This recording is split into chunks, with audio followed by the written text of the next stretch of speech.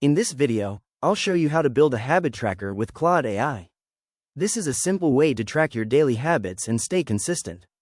To begin, I'll make sure I'm already logged into my Claude account and on the main Claude screen.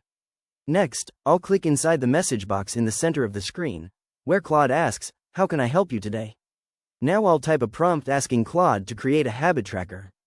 For example, I might type, "Create a monthly habit tracker for daily exercise, reading, and water intake." After typing the prompt, I'll click the Send button. Claude will generate a habit tracker, usually formatted as a table or checklist with days and habits. If I want to customize it, I can include more details in my prompt, such as the number of habits, time period, or format. For example, I might type, "Create a weekly habit tracker with checkboxes." Claude can also help format the tracker so it's easy to use or print. Once the habit tracker is ready, I can copy or download the content and use it to track my daily progress. And that's it, I've successfully created a habit tracker using Claude AI. If you found this tutorial helpful, please consider liking the video and subscribing for more quick AI tutorials and guides.